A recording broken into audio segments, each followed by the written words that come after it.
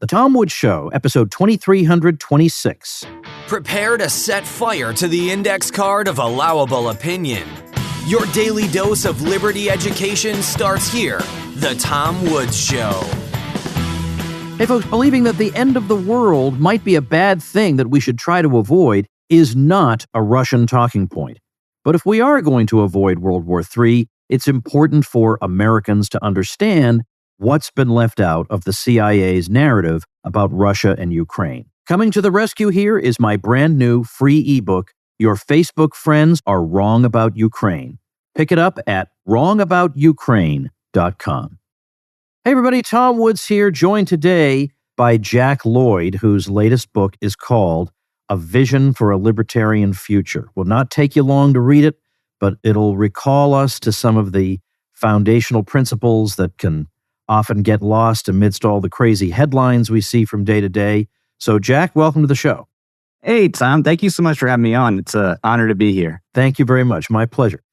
You know, what I was saying in introducing you, it really is true, and it speaks to the need for this particular episode and for your book, because these days, well, probably at least starting with COVID, there have been so many crazy things going on that it's very easy to become reactive and just be responding to the headlines or responding to the latest crazy thing, and then forget about the big picture of what it is that we're striving for. What does the world we want to see look like? How do we move toward that? It's important to talk about that from time to time. Otherwise, it's all going to be, as I say, just nothing but reacting to oddball events. And there is merit in that, but it can be very distracting to do that.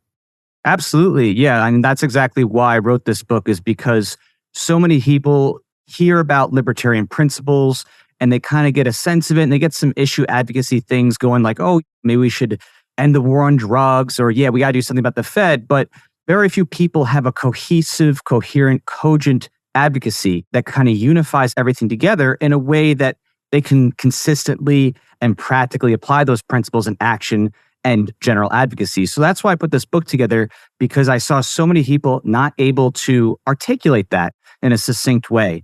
And I think that more than ever, it's right, because there's so many people who are seeing the message of liberty now that it's become kind of mainstreamed, thanks to, in part, as you just mentioned, all the lockdowns and the shutdowns and the nonsense with the government over COVID, and how much they have tried to manipulate people into having a totalitarian police state. And a lot of people are now primed and ready to hear the message because they saw just how bad things can be, whether it's the riots and police not actually doing anything and saying you're just on your own, the governors and the mayors just letting things go on, to the government trying to force medical experimentation on people. People are starting to wake up, and now they need that type of vision to say, okay, how do we have this never happen again? How do we actually advocate for things that decentralize the state power that has grown so enormous that it's really just unfathomable how much they have intervened in our lives and how much they rationalize controlling us?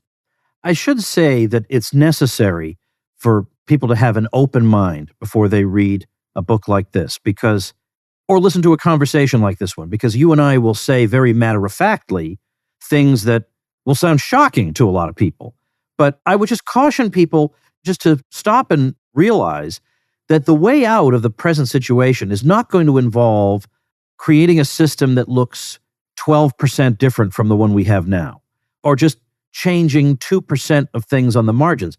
It's going to have to be changed root and branch. And that is going to involve proposals you've never thought of, or things that sound utopian or whatever, but that's natural. We're so far from where we want to be, and we're so far from the humane society we want, that the measures we recommend will indeed sound oddball. But what we need to understand is that the real oddballs are the people running the show now. What's really oddball is the present system. Absolutely. And I think that what I tried to do too with my book is that I tried to make it relatable to people in the real world. And a big part of what I've done in my own work in waking people up to the principles of liberty is relating to real world things that you can point to, actual policies, actual things existing around the world where you have comparatives. And when people can see comparatives and see them work out in the real world, it becomes a lot more easy to relate to what libertarians are actually advocating for. And one of those chief ones I talk about in my book is specifically moving toward a lotto scratch-off funding system with the government. And this really is not something that is new or even shocking. In fact, the colonies were largely funded in a lot of what they did through lotteries. Even Jamestown, that colony, was specifically helped along with a lottery, and many different types of structures were built in the colonies, from roads to other types of, I guess you could say, bridges and things like that, were built using lotto revenue. And this may be something that you even know about with Harvard. They actually used lotteries themselves to fund some of their halls. Like Stoughton Hall was actually funded with a lottery. So this idea of using lotteries is not strange. It's very historical in terms of American experience. And today we see that rampantly. I mean, the Florida Lotto itself has raised over $31 billion in 29 years. There's tribal gaming, which they use that for their infrastructure. They do road construction. They do water treatment. They even do sometimes per capita money to some of the native residents through tribal gaming. So these are not things that are just brand new and completely unheard of, and you can't even imagine how it would work. These are things that are long-standing American traditions that still to this day are used as alternative, non-coercive funding structures. And why it's so important to have that is because you actually have choice in the matter. If you don't wish to play lottery for any reason, whether it's just personal preference or a religious thing, you don't have to, and that's fine. And then the people who do want to play can play, and there's novelty in that. There's an enjoyment of people seeing, oh, okay, who's going to win? How close do I get? And then you played a game, and hey, at worst you lose, and it helps actually build the roads. So I think that these types of things are really practical in terms of advocacy and a transition, because it's not something that we have to just have conjectures about or hypotheticals about. It's real, it exists, and all it needs is a little bit of tuning to change to make that the mainstay, instead of taxes through all the different various taxes we're being taxed by, the norm, and then, oh, okay, we have some lotteries and that's the supplemental. I think that a shift in thinking, moving back to this historical tradition that Americans experience in terms of government being funded through voluntary means, is actually a major political solution. Even if it's not perfect, it is certainly an ethical step forward in incrementalism. And so that's just one example among many that I use in my book to help people see the ways that we can move toward ending the government's mass violence through theft, war, and conscription, which was really what makes states, those elements that makes states unique forms of violence as opposed to your common robber or mugger. So that's really just what I want to do, is help people wrap their minds around these ideas and connect it to the real world in a way that makes sense, that they can say, oh, I really should support something like that. That's a much better way to do things without everything being plunged into chaos. Just yesterday, I had Corey DeAngelis and Connor Boyack on, and of course, we talked about education. So you might think I would glide past that in this episode, but I don't want to, because I like what you have to say in your chapter on education. In particular, I'm interested in your approach to the student loan question. But before we get to that student loan question, you've been an educator yourself for some time, and so I think you have a unique take on this. I think you would be the sort of person to say that the problem with the current approach we have to education is not exclusively that it's mostly a government monopoly. It's not just that we want to remove the monopoly, but then just keep it exactly the way it is. I think your view is that there's also something wrong with the way it is, monopoly or not. So what is your basic critique of the way we educate most kids, and how would that change, do you think, in a freer society? Sure. So just a little background about me, just so people have a context to this. So my father was a 32-year New York City school teacher. So I come from a background of having his experience and seeing that in person, being a school teacher in New York City in some rough places. And then I myself have engaged in the schooling space quite a bit, between having been a criminal defense lawyer for juveniles, having been a public school teacher at you could say, an 8A, which is the largest sized high school, and a K-8 charter school. And I also did substitute teaching, tutoring, and had a tutoring company for a time. So I've worked with young people in a variety of contexts and have gotten to actually see what it's like firsthand, both having been a student, having been with students in their homes, having been with students in a public school setting and in private tutoring settings and so on and so forth. So I've kind of seen the full gamut, including, of course, kids in juvenile detention in orange jumpsuits doing the school thing. And a part of that experience that has informed me about what is wrong with it is just seeing how many young people are disheartened and discarded by the process. Because in the compulsory schooling paradigm, what you really have is a system that rewards young people who are most able and are most willing to comply with the dictates of teachers. And this might seem difficult at first to kind of wrap your mind around, but just remember, young kids, especially when you're talking about elementary to middle school, they don't really have much choice in life. They're there because their parents, send them to the school of whatever it is they want them to go, whether it's by, private or public, but they're sending them there not because they necessarily chose that. So they're in this situation where this regime is put upon them and they are told they have to comply and conform. And if they don't, they're going to be given grades like the A to F grades that most people are familiar with. And these types of grades are stigmas for whether or not you are able to and are willing to comply with the teacher's directions. And the reason why that is that even if you know the material, right, you could be a very bright person and you could ace the test every time and ace the quizzes. If you don't do your homework because you're like, this is boring, this is dull, I don't want to do this, you're going to be given an F on those materials and your grade will come down, right? So ultimately, it's not really your knowledge, it's just how much are you willing to do and perform within the window in which they're going to test you, quiz you, and mark you. And while some people like to think that, this is a measure of your true knowledge and intelligence, reality is it's a true measure of obedience and a willingness and ability to conform to that. And it's very unfortunate because every child is different and every kid is going to learn at different intervals within their life. And we wouldn't look at a child who happens to walk a little bit later and say, there's something wrong with them because they started walking a little later or they maybe walked a little earlier. You would say, kids, they learn different paces and when they're ready, they're ready. But when people try to force children into a one-size-fits-all policy where they must read at a certain level at a certain year by everybody's limited 1-year window, you're now putting on these shaming expectations on the kids that end up causing them to feel worthless and incompetent, when in reality, they just may not be ready for that yet. And that's really unfortunate because what you have by the time you're done with the schooling process is that by your senior year, those who are most rewarded are those who are most able and willing to conform, and they got the benefits and the social privileges of that conformity, being in honors classes, not getting denied certain trips, having a little bit more favoritism typically from teachers. And those who weren't able to, for whatever reason, and I've seen this firsthand being a teacher, you can have kids who their older sibling is jumping on them in the middle of the night because they have a problem with type of dysfunctional autism. You have situations with divorce, right? And that affects how a kid performs. So there's death or there's sickness or whatever it is. But that doesn't matter when it comes to grades. The grades come and the curriculum keeps going no matter what's going on in a child's life that's out of their control. So unfortunately, this ends up favoring those who have the most support and, of course, the most resources to help them most typically. And it ends up hurting those who, for whatever reason, are not able and willing to conform. And so my approach in this book is I talk about this new wave of education that rejects this one-size-fits-all policy called unschooling or self-directed education. And this type of learning is not something that is just totally new and never been done before. In fact, there is this school called the Sudbury Valley School in Framingham, Massachusetts. It's been around since 1968, where young people are free to learn as they wish. They choose their own topics generally. And the adults, act as facilitators instead of performance judges.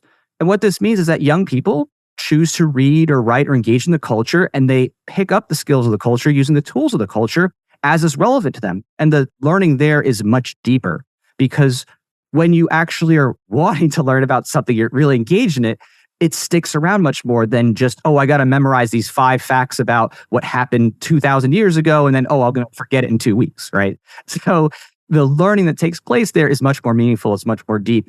And because of that, young people end up being motivated. They have intrinsic motivation to learn and to do and to experience and explore, including up to going to college and university and even Ivy League schools from this institution, because they had the freedom to choose in learning. They had the freedom to actually explore their interests, find what made sense for them, and then truly pursue that with adults that are saying, okay, this is what you like to do. Okay, well, let's get you resources and help you. And that doesn't mean that there's no ever any use of textbooks or even a formal class. It just means that young people being free to choose, they have the opportunity to choose what it is that they like, helps reinforce their own natural love of learning. And instead of this turning off and this resentment of learning, right? You get math anxiety or reading anxiety. I mean, there's so many people who stop reading books after they leave high school. It's like, I'm done. Or college, they're like, I'm done. But young people who are free don't have that fear. They don't have the stigmatization that learning is a chore, that learning is, force and coercion, and that, oh, you're just going to be stupid. You'll work at McDonald's, maybe, if you're lucky, if you don't do this. So I promote that in my book as a means of exiting the schooling paradigm, in addition to talk about some structures and funding changes. But that is something that is very near and dear to my heart, is promoting unschooling and self-directed education and helping people see that there is an ethical path forward for young people where, again, they're not going to end up becoming derelicts and homeless and unable to do anything when adults change their mindsets and no longer live in fear and rule by fear that their children are just going to become broke and homeless just because they didn't happen to learn reading at this level by the age 7, So, well, in addition to that, and I actually had somebody from the Sudbury School on the show years ago, so I'm familiar with them. Can you say something about your take on how to handle the student loan issue? Because I've never heard it handled quite the way you propose.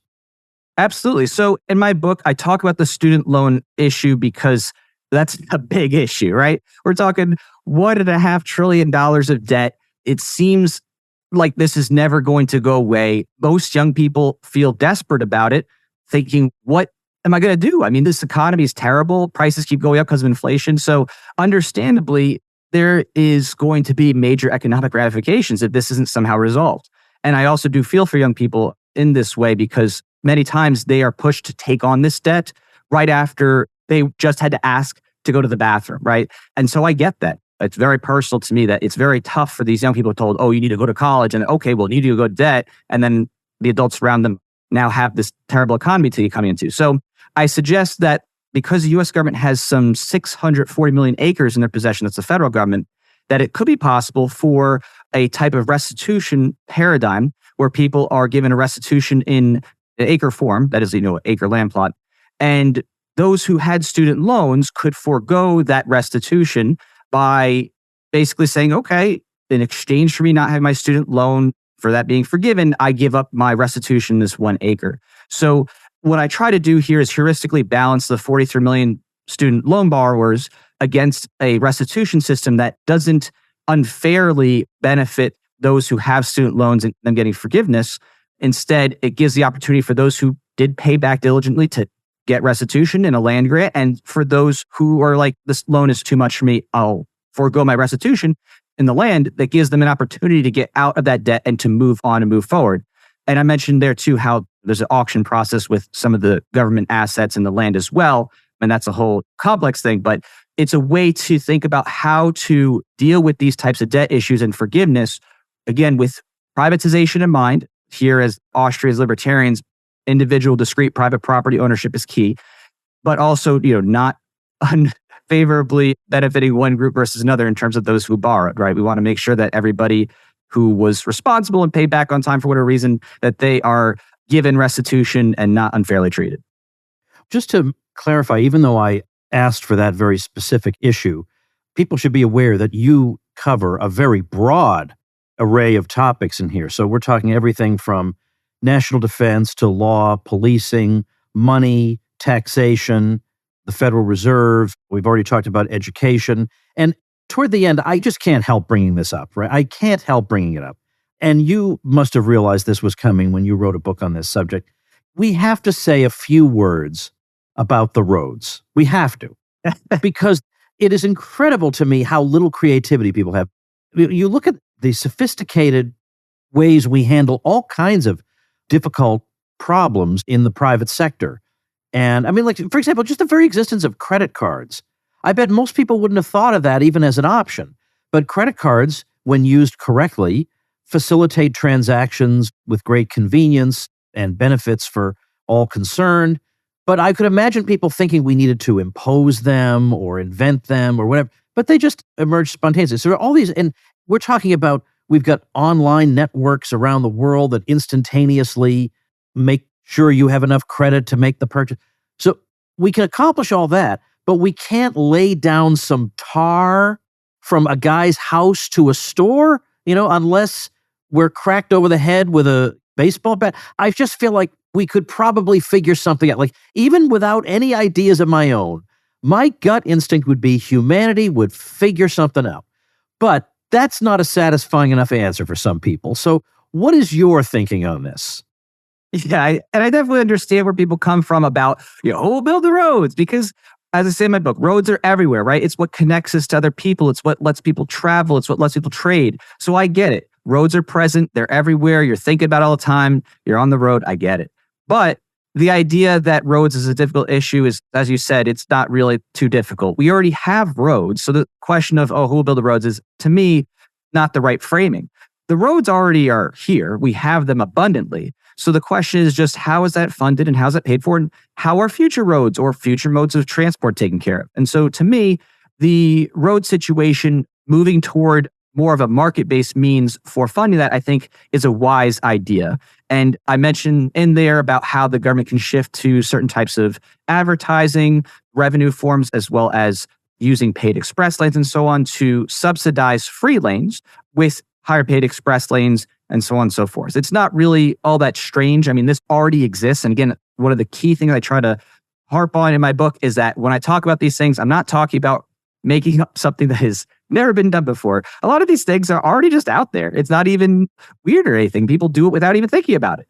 But relying on that as the main instead of the supplementary is the key. And I think that when we start moving in that direction and people begin to envision how that could be done, I think that it's going to make a lot more sense to people in this type of new paradigm of thinking about, okay, roads can be maintained and funded through a variety of ways. You don't necessarily need taxes for that. You can use lottery funding. You can use advertising funding. You can use paid express lanes. And on top of that, when people are interested in new construction, just like there was historically, I do mention this in my book, that when early America, of course, there was private road construction. People used corporations that would build turnpikes and toll roads, and people would have shares in these things. Even if the profits were marginal or very little, just the excitement of having a new way to get around and to get to here and there in other states faster was just exciting. And businesses wanted to invest in that because, like, hey, we're going to get more traffic, right? If you have a new type of road that's being built that lets more people come to your part of town, that's exciting. It means, hey, more potential customers. So these incentives exist. They've existed for a long time. There's nothing new to them. It's just a matter of reframing what we're thinking about. And as a note too, as well in this, the roads, I think, are even going to become less and less of a thing as we move toward a free market in transportation. For so long, people have wanted to do more aerial things. And the FAA even recently shut down an Uber for planes. We would have had a revolution in private air transfer, people sharing small plane, mid-sized plane rides. And they shut that down. And now you're having around the world a new revolution in drone technology with people using drones that are actually autonomous and moving people to and fro, by computer. That is going to revolutionize things too. So it's a matter of saying, hey, there are even better things. You're not even going to care so much about the roads if you just free the market a little bit long enough for people to actually come with solutions that make the roads seem like riding the horse and buggy. It will seem like antiquated technology compared to what's possible if people are free to innovate. Hey, everybody, quick message from our sponsor, Crowd Health. Our friend Gene Epstein has a special term he uses to refer to what happens when cronyism makes its way into the capitalist system. He calls it crapitalism. And that is a great word to describe the current American healthcare system. When you pay monthly bills other than healthcare, you know exactly what you're getting. So your rent, your car payment, your groceries, whatever. Healthcare is just the opposite, not transparent at all. The plans can be confusing and expensive. You don't know what they're going to honor, what they're not. And then using your benefits can be a big pain in the neck. Well, Crowd Health is going to fix all that. It is going to reverse the perverse incentives that put us in this situation to begin with. As a member, you get a personal care advocate to help navigate the complexities of health events. That advocate will even negotiate bills on your behalf. They'll be with you every step of the way and could save you thousands in health bills in the process. $40 of your $175 monthly payment helps pay for your care advocate, telemedicine services, discounted prescriptions, and other tools to get you the best care at an affordable price. And the remainder of the monthly payment goes into a Crowd Health account that you own, so you can help others in the crowd pay for their medical expenses as well. Experience healthcare freedom with Crowd Health. Visit joincrowdhealth.com/woods to get your first 3 months for just $99 per month. That's joincrowdhealth.com/woods. CrowdHealth is not health insurance. It's a totally different way of paying for healthcare. Terms and conditions may apply. Toward the beginning, you talk about taxation and you talk about if we were to lower and or abolish certain taxes, here's how we ought to do it. And this should be the top priority, then this, then this. And that's all well and good. We need to have that. But as you know, the main obstacle to getting rid of these things is not that we haven't thought through the right order in which to do it. The main reason is there are vast interest groups that rely on the stream of income they receive through these taxes. And that is the tough sell here, because there are some people, well, in a way it calls to mind that old saying that it's very difficult to get somebody to understand something when he earns his salary on the basis of not understanding it. Well, likewise, let's say the recipients of the tax money are going to be a hard sell on this. So that's the thing that's getting in the way, is that we have the poor, we have the rich, we have all different groups. We have the military, groups that are more powerful than you and I combined, Jack, these groups. And so before we can even get to the point where we could seriously have a 10-year plan of gradually lowering taxes, we have an almost seemingly insurmountable task ahead of us involving changing minds. Absolutely. I 100% agree with you there that there are obviously the interests of those who benefit from the theft and distribution scheme of the government, and there's those who, for malicious reasons, don't ever want to see that go away. Of course, absolutely. So the big part of why I have this kind of framing is to give people that vision for cultural change. I am a firm believer that politics is a bit downwind from culture, and that there are many competing interests at play, even among governments. So in this, we're trying to get people along this vision to as best degree as possible, because the more that people buy into it and the more that people think about how to consistently reduce the size, scope, and power of the state, the more that people can take principled action toward those ends. And I think that we're actually seeing these types of things come to a head naturally, because when the government gets to a point where their spending and their thefts and their distributions and their tyrannies are so great, people are going to crave change. And there are people in the state and within different sovereignties that are going to see this as an opportunity to step up and offer change and offer a solution. And I think that you can actually see this kind of manifest as well with things like legal tender states, right? With Utah, Arkansas, Wyoming, Oklahoma, and United Precious Metals Association, right? And the Utah Gold Back, with people starting to say, whoa, the government is printing way too much money right now, or currency, I should say, and they are destroying what value we have. We need to do something about this. And on top of that, you have the Great Reset and these central bank digital currencies. So there's a huge threat against people's livelihoods. And many people, even at the state government level, are recognizing these problems. And so it's a holistic view of multiple means of attack on state centralized power. And while this vision may seem very utopian in a sense that it seems daunting, I don't believe that the psychological element of the vision is itself utopian. I think it's just the principled approach that if we just keep staying focused on this, you get focused action that does actually push back against the federal tyranny that we see today. And I think you touch on that very well too when it comes to your topics of nullification, secession. So even things like legal tender laws, getting rid of tax on gold and silver, helping people trade outside of that fiat or digital system with all the extra, I can't even begin to count how many made up digital dollars there are. I mean, it's got to be something 60 plus trillion or something when you factor in everything, derivatives and all the banks after 2020 having no restrictions on even their fractional reserve aspect, that got lifted. So people are going to face that tough turning point where it doesn't really matter anymore. You could talk about this and be like, oh, I don't think that'll happen. But it's like, yeah, well, what happens when the government destroys what you have left, right? Then you do have that pain that supersedes that resistance to change. And I think that is absolutely critical for anything in terms of change when you think about how people start to move away from what they've been programmed to believe. They need that pain. They need the realization of pain from poor state policy in order to get motivated for change. I think the greatest evidence of that just recently is, again, the 2020 lockdown, shutdowns, all that stuff. People woke up they realize how bad things can be with what the government's powers are and what they're actually doing. And a large contingency of people came together and rallied together and started to push back against that and also wake others up. So I think that's kind of where we're at in terms of this, is that regardless of whether this vision I put down in the book is actually achievable within our lifetimes or whether it is something that can be done in the exact order, to me matters less than getting people to be consistent, principled, and to think outside the state. And if you can get yourself to think outside the state, think outside of state solutions, you've already done half the battle, because now you're not going to compromise when your different pet issue comes up. You're going to recognize the manipulations, you're going to recognize the media lies, and you're going to say, no, I'm not going to give into more state power. The solution is less government, not more government. And I think that that is truly key for a sustainable libertarian future. It's not sustainable to just have a couple issues here and there. You're like, oh, I'm a libertarian. No, you really need those principles of property rights and self-ownership grounded through and through. And I do that in my prequel to this book, The Definitive Guide to Libertarian Voluntarism. I kind of laid down those foundational principles that buttress my sequel to that, A Vision for a Libertarian Future. So I do recommend both as part of this holistic thinking. Well, I'll have them linked at tomwoods.com/2326. I want to bring up one other thing. We've seen since the rise of Donald Trump politically, the phenomenon of right-wing populism.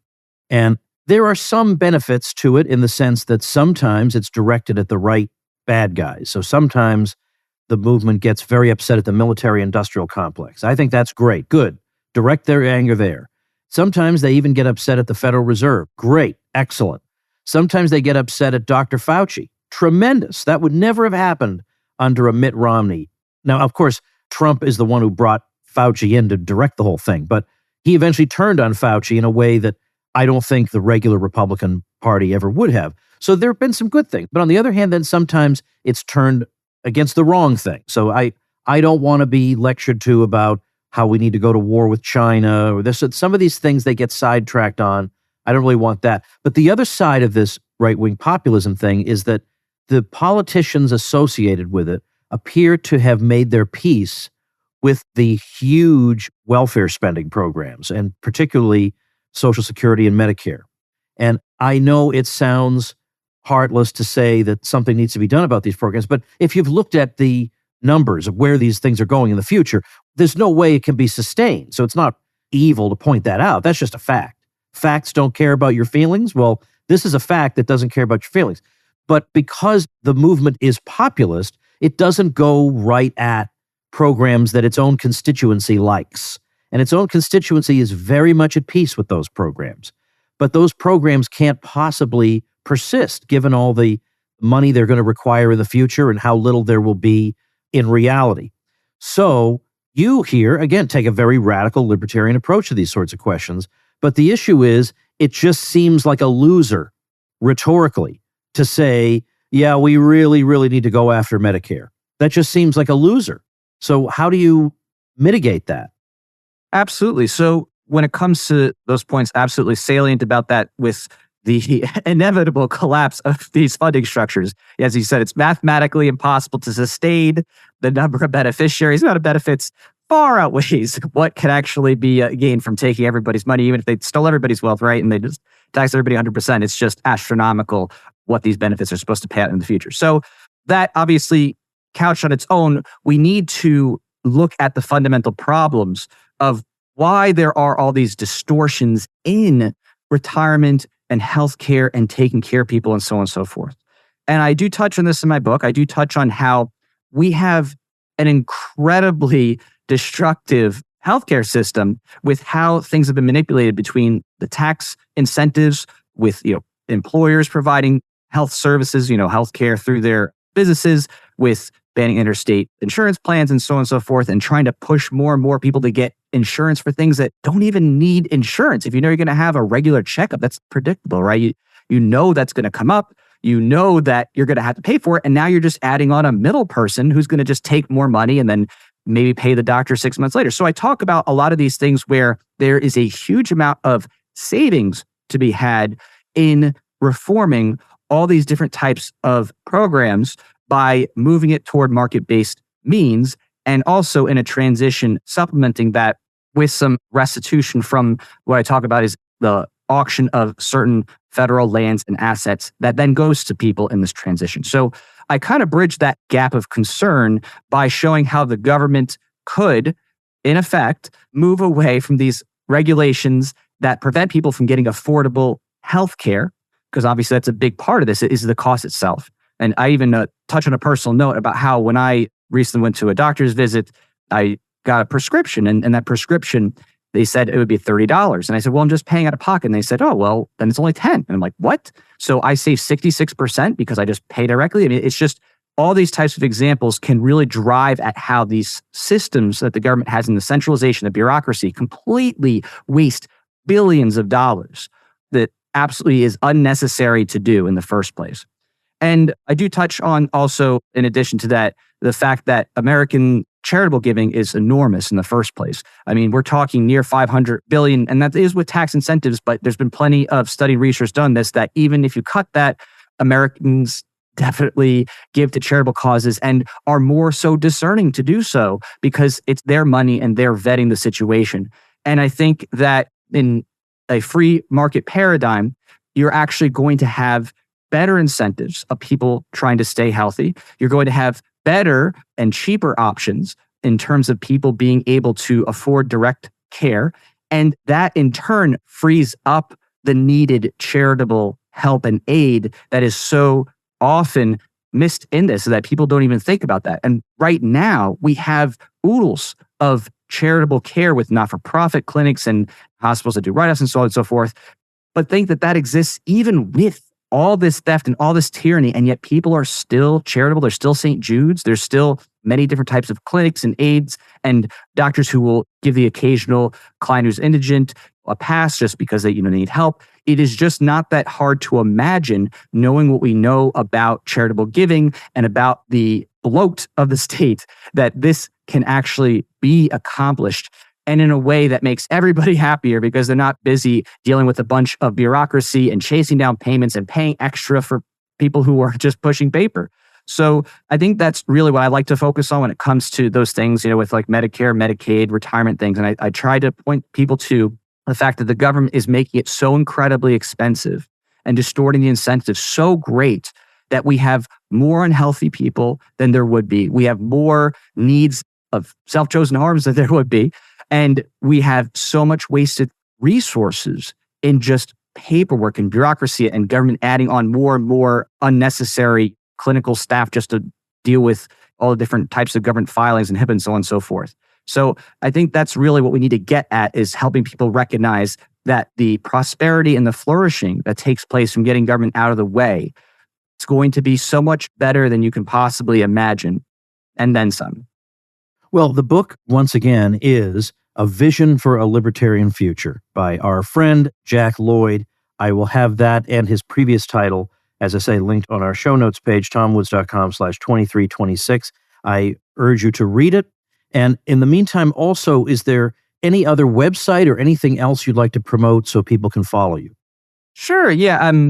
Right now, it's currently in a remaster, but I do also produce Voluntarist, the comic series at V as in Victory, OLCOMIC. That's volcomic.com.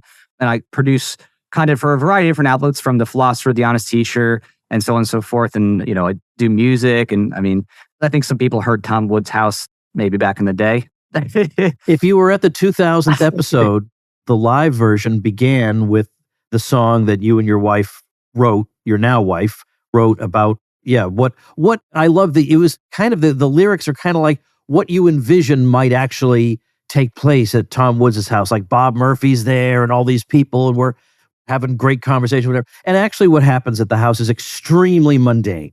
It's just the wife and the kids, and we're making dinner and going to sleep, and that's it. That really is about it. But I loved how glamorous my house suddenly seemed thanks to your video. I appreciate it. It's the least I can do. I think one of the rare things is that, and I think this is very special, you've been to my wedding and I've been to your wedding. I think that's kind of rare and unique. So I just have to give a little shout out there. And certainly among podcast guests, that is very rare. Right. Yeah. I'm not sure I have another. Well, obviously your wife, I've been to her wedding, but it's obvious. I hope so. But yeah, that's a great point. I think you may be the only guest I can say that of. We've been to each other's weddings. Anyway, all right, we're getting a little bit sidetracked here. If there's anything else you want me to link to, just send it to me and I will put it up there at tomwoods.com/2326. So thanks so much, Jack. Oh, it's my pleasure, Tom. Thanks for all you do too. And thank you, ladies and gentlemen. Become a smarter libertarian in just 30 minutes a day. Visit tomwoods.com to subscribe to the show for free, and we'll see you next time. Like the sound of The Tom Woods Show? My audio production is provided by Podsworth Media. Check them out at podsworth.com.